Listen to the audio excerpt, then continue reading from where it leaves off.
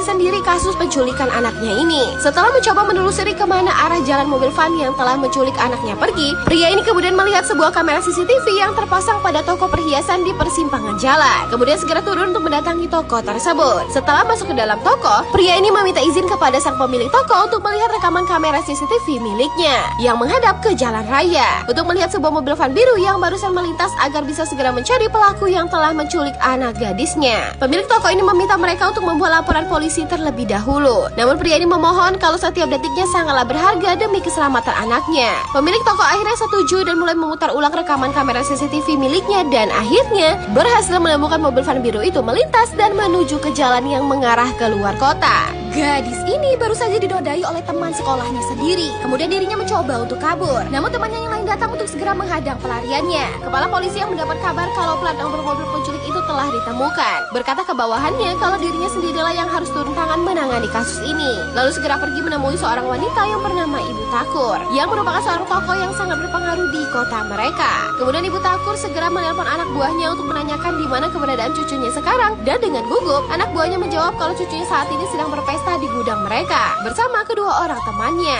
Lalu menanyakan apa yang telah terjadi di sekolahnya hari ini membuat anak buahnya tak bisa lagi mengelak dan mengakui kalau cucunya itu telah menculik seorang gadis dan juga seorang anak yang masih berumur 6 tahun. Membuat Ibu Takur menjadi terkejut mendengar hal itu. Lalu kembali bertanya, apa yang saat ini cucunya itu sedang lakukan terhadap mereka berdua. Dengan terbata-bata, anak buahnya ini menjawab kalau mereka saat ini sedang menodai kedua gadis itu. Pemuda ini datang sembari menendang sopirnya, lalu memukulinya dan menanyakan mengapa dirimu berani mengadukan semua yang kami lakukan kepada neneknya. Sang sopir berkilah kalau diriku tidaklah mengadukannya dan berkata kalau sebenarnya sang nenek sudah tahu duluan. Sementara sang nenek segera memerintahkan anak buahnya yang lain segera untuk menghubungi salah seorang kepercayaannya yang merupakan seorang tukang jagal di sebuah pasar. Dan setelah menerima panggilan telepon darinya, orang ini bergegas membasuh tangannya dan bersiap datang memenuhi panggilan bos mereka untuk menerima tugas yang akan segera diperintahkan kepadanya. Tak lama kemudian orang ini pun sampai dan langsung sujud kepadanya, yang kemudian Ibu Takur langsung memerintahkan agar dirinya untuk segera bertindak untuk menghabisi kedua gadis itu dan membuang mayat mereka secara terpisah, dan juga memerintahkan untuk tidak membiarkan cucunya dan kedua orang temannya itu berkeliaran sementara waktu sampai semua keadaan kembali menjadi tenang. Sementara mobil van biru itu kembali pergi membawa kedua gadis tersebut untuk berpindah tempat menuju ke tempat lain. Gadis ini yang terus memohon agar dirinya dilepaskan dan berjanji tidak akan memberitahukan tentang kejadian ini ke siapapun juga. Orang suruhan Ibu Takur ini menjadi kesal mengetahui kalau mereka sudah berpindah tempat dan meminta mereka untuk tidak pergi kemana-mana lagi dan akan segera menyusul ke sana.